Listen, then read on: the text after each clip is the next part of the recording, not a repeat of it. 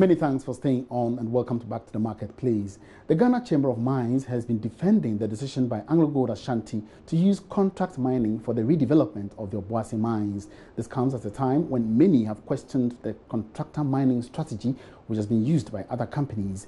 But in an exclusive interview with Joy Business after the reopening of the Obuasi mine, Chief Executive of the Chamber, Suleiman Koni, describes the strategy as one of the best for the industry. Get excited. There's another fear that this time around, looking at the strategy, they are coming on board for contract mining, which is quite different from what they previously did. Is this not going to restrict employment as we expected? Not really. I think Ashanti generally, as far as I know, have had this model of contract mining and development, especially when it comes to development. But contract mining itself is not such a bad thing. It just tells you that the mine acknowledges that a third party may be in a better position to do it than it can do it directly, and therefore you would want to outsource to a company. But like I said, the good thing is that it is not exclusive to an FDI. You have two companies coming together, so a multinational firm, AUMS, and Rockshore, which is a wholly owned Ghanaian company, coming together to partner to form this JV, so to speak, so that they can exploit the mineral resources, mine on behalf of AngloGold Ashanti. I'm asking about the contract mining because of what happens with Goldfields when I think contract mining is not such an evil, so to speak. Contract mining is good. Why is contract mining good? Because it provides opportunities for others to also play a part. So you don't have a situation where the company internally has decided to consolidate all the processes within itself. It provides opportunity for other players who have the capacity and the competence to do it much better than companies would always take decisions when it comes to outsourcing. That what part of the business process can I have someone who has a better competence to do than I do have? And then naturally you take that decision. So it's a commercial decision. It's also a technical decision that AngloGold Ashanti took.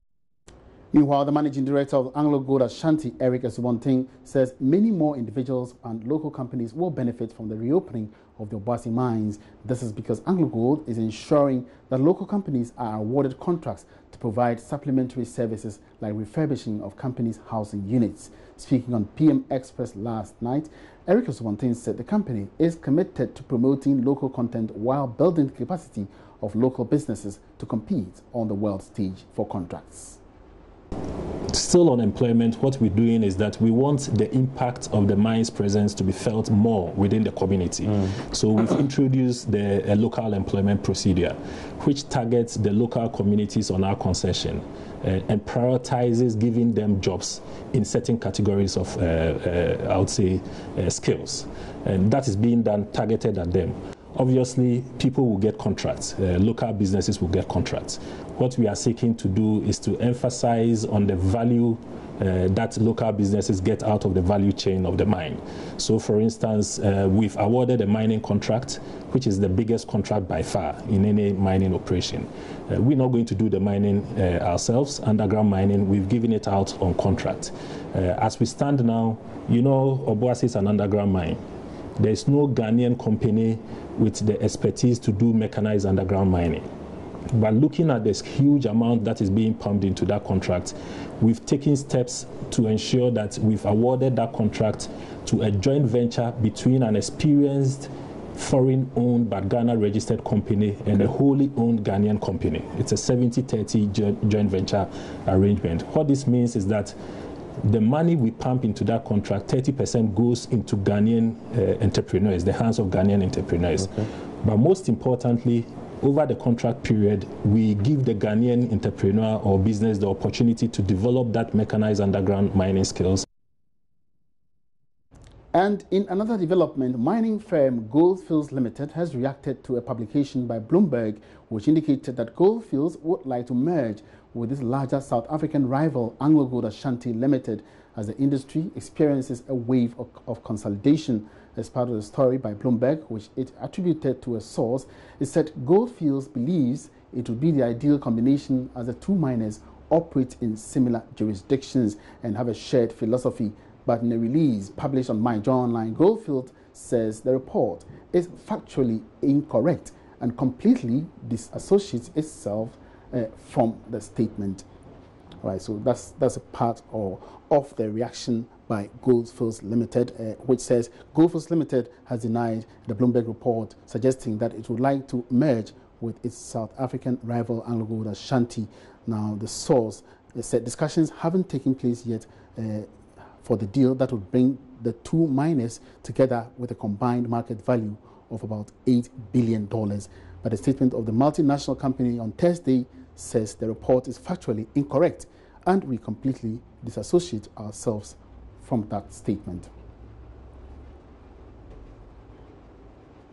All right, so we'll be following this development keenly and update you in our subsequent bulletins. But let's still stay in mining. Obuasi Municipal Assembly has acquired a 12-acre land to augment an old mine site for the establishment of a local campus of the Kwame Nkrumah University of Science and Technology, KNUST.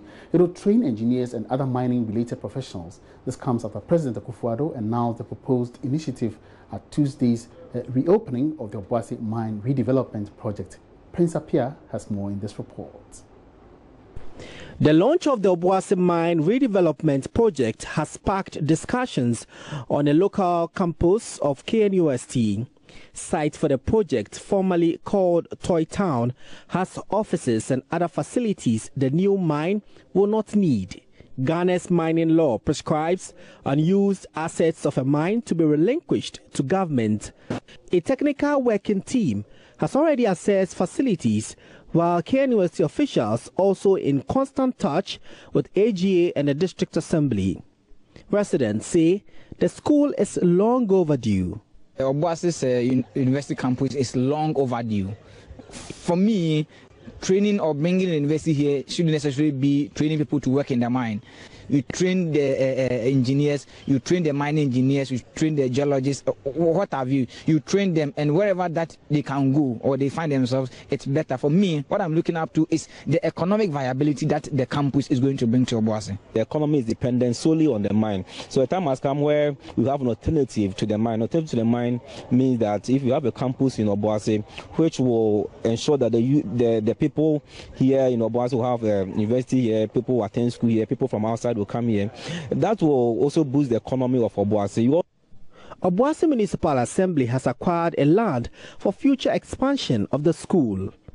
MCE Adanse Bona says it is the best alternative to diversify Obuasi's economy. They have told us the programs they want to introduce here. Engineering will be part, nursing will be part. So we are waiting for government. As soon as the acceptance letter comes, then we can go ahead and start the university campus. The time may come, the current or the present site cannot contain all the students. So as an assembly, we are also getting ourselves ready for the commencement of the university. So a land has been acquired at Inshae, so in Obuasi, about 12 acres now. We are trying to get more from Nananum so that when they start it there, we can do expansion. What is left now is government approval, which President Akufo-Addo assures will be soon. He says an assessment of AGA's asset relinquishment plan will be done to pave way for the project to begin. Prince Apia reporting. Enough of mining. Now let's get to other stories. And government has denied forcing some pension fund managers to invest in the Ghana Amalgamated Trust. This follows threats of strike by some unions because their pension contributions are going to be invested without their permission. George Riafe has the rest of the story. According to government sources, those pension fund managers that are even coming on board are doing so on their own will, based on how the Ghana Amalgamated Trust has been structured. The government source adds those who have even decided to invest. This is based on their own independent appraisals. Government also maintains turning to the pension funds as part of several avenues they are adopting to raise funds to support the 6 local banks. On whether it is prudent to invest pension funds in some of the local banks that failed to recapitalize, The source maintains that already some of these institutions have significant investments in these banks coming from pension contributions. Government is also assuring the various unions that no pension fund manager will be forced to invest in the trust if he or she is not comfortable in how it has been structured. Joy Business understands the Ghana Amalgamated Trust managers are planning to issue bonds as well as target other strategic investors to place funds with them. The advisors for the planned bond issue are currently going through the necessary processes to get the required approvals from regulators to support its fundraising program before the end of the first quarter. 6 banks, ADB, NIB, Omni and Sahel, UMB and Prudential Bank, are all expected to benefit from the about 2 billion Ghana cedis that will be raised. The trust recently appointed renowned banker Albert Essien to chair its board. They are hoping to leverage on his expertise to help run the Ghana Amalgamated Trust. Now, some finance houses, including savings and loans companies, say the cleanup in the banking sector has had a negative effect on their activities. CDH Savings and Loans is one such finance company being affected by a series of panic withdrawals in the aftermath of the cleanup. Executive Director of CDH Savings and Loans, Martin Asamoah, told Charles Aite his outfit is liaising with the Consolidated Bank of Ghana to fast-track payments of locked-up investments. We have managed clients' funds in the millions of Ghana cedis. So what we've seen that now with this cleaning that is happening in the system, with good corporate governance, and then we also, as management of CDH Savings and Loan, making sure that we put in all necessary measures, also make sure the BOG rules and everything is being complied with, then you have a good business. Because, as I said earlier on, it's all about confidence, trust, managing clients' funds well. When they are in need of their funds, wherever you invested is, they have access to their funds. So we think we have a good business coming. And also, if I look at the economy in general, as what has happened in 2019, with the budget in particular, I think there's more business for us to do. But let's center a little bit on the financial market. As you rightly stated, the cleanup and everything has had a positive impact on the banking sector in general and the financial market. But how has it impacted a savings and loans company like that of CDH? Basically, as a financial intermediator, where I stand in between people who have excess funds and those who also need the funds.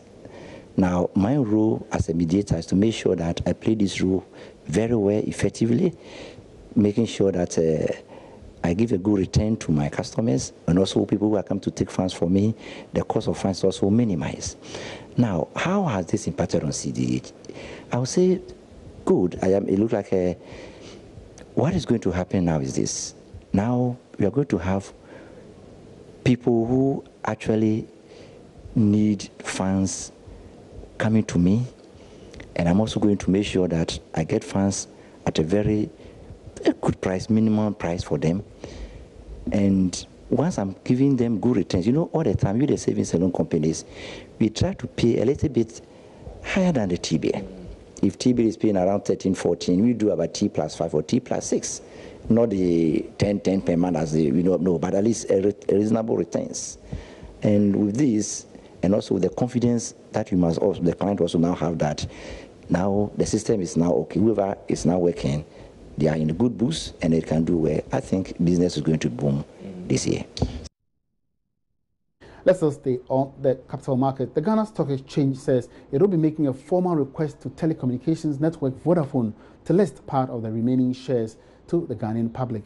Managing Director of the Stock Exchange, Kofi Yamwa, made the disclosure when addressing the media in Accra this afternoon. According to him, any telecom provider acquiring the 4G license should be made to list as part of the requirement. Ebenezer Sabote was at the briefing, has joined me right here in the studio for more details. Ebenezer, welcome to Marketplace. Thank you. All right, so tell me, why has it come to this, that the stock market is, or the stock exchange is actually chasing Vodafone to come and list? Okay, they've not started the chasing yet, but they say they will.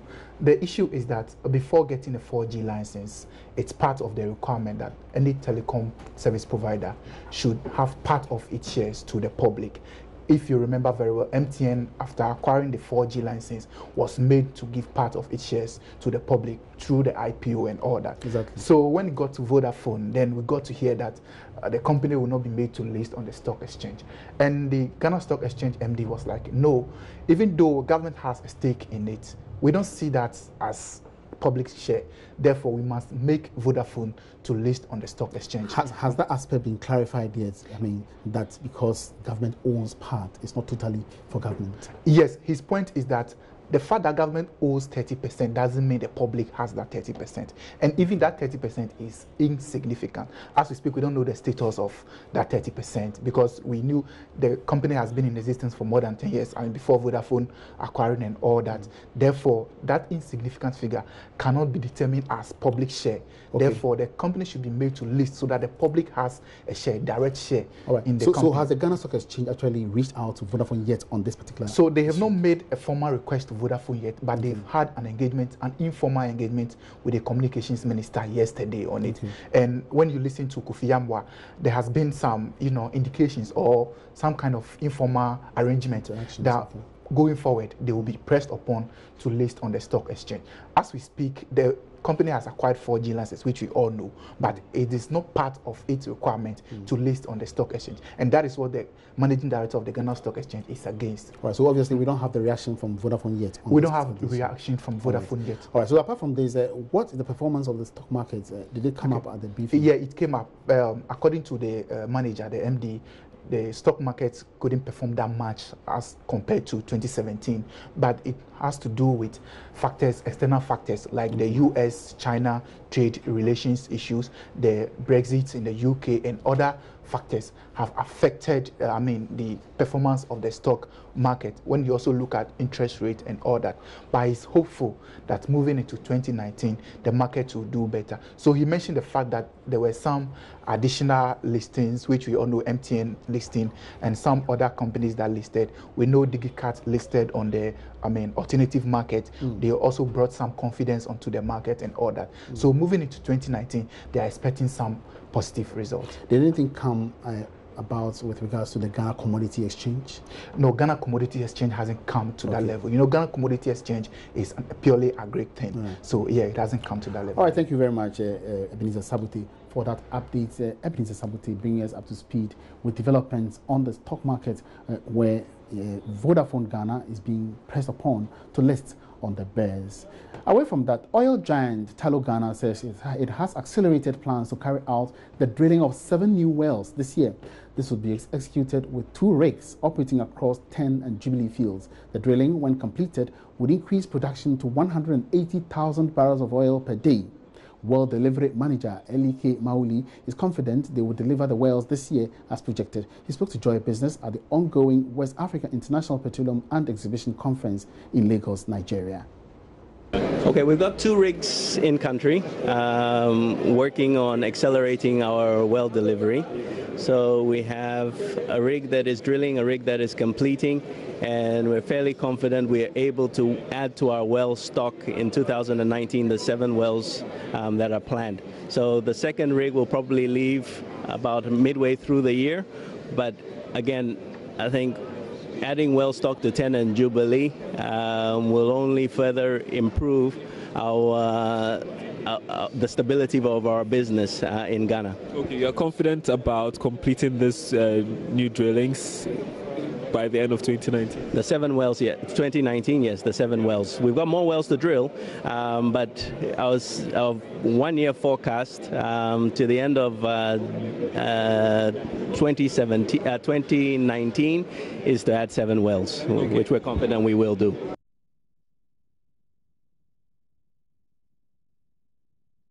It's live on the marketplace. We would like to have some updates, current updates from the ongoing conference in Lagos, Nigeria. We've been joined via Skype by my colleague Darrell Kwao, who is going to update us. Darrell, good afternoon. Welcome to the marketplace.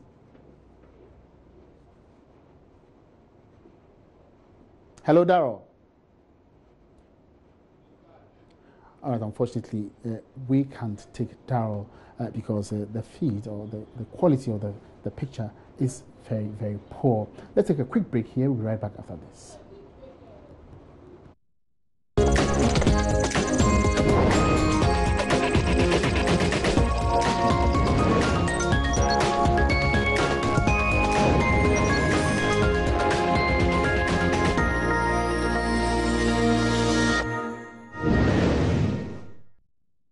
Thanks for staying. Now, as part of plans to widen the tax net, the Ghana Chamber of Commerce and Industry says it will collaborate with the Ghana Revenue Authority (GRA) to sensitize the business community on the need for tax compliance. We have details in this report. The Ghana Chamber of Commerce and Industry has hinted of collaborating with the Ghana Revenue Authority (GRA) to improve tax revenue in 2019. The GRA in 2018 had a total tax revenue target of 39 billion Ghana cedis, which was over 2 billion cedis short of its target. In an interview with Joy Business, President of the Chamber, Dr. Nana Appiagyei Dankwa-Boso I revealed the Chamber will be proffering advice on best ways to widen the tax net.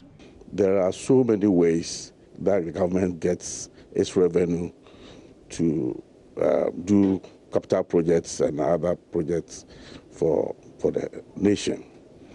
And for us, we want to say that we want to find the best way to widen the tax net so that the government will get enough funding and to support its capital expenditure for the nation.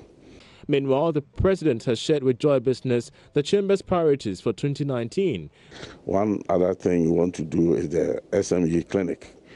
With the SME clinic, most companies and small, medium enterprises have that challenge of running their businesses, from day to day, and they don't have the requisite, offices to do that. The Chamber of Commerce is dedicated to helping entrepreneurial growth of companies and seek to promote the interest of companies and organizations engaged in investment, trade, commerce, and agriculture. And it's a wrap on this afternoon's edition of The Marketplace. Many thanks for your company. My name is Emmanuel Appiagyei. Let's meet again same time tomorrow. Have a good afternoon.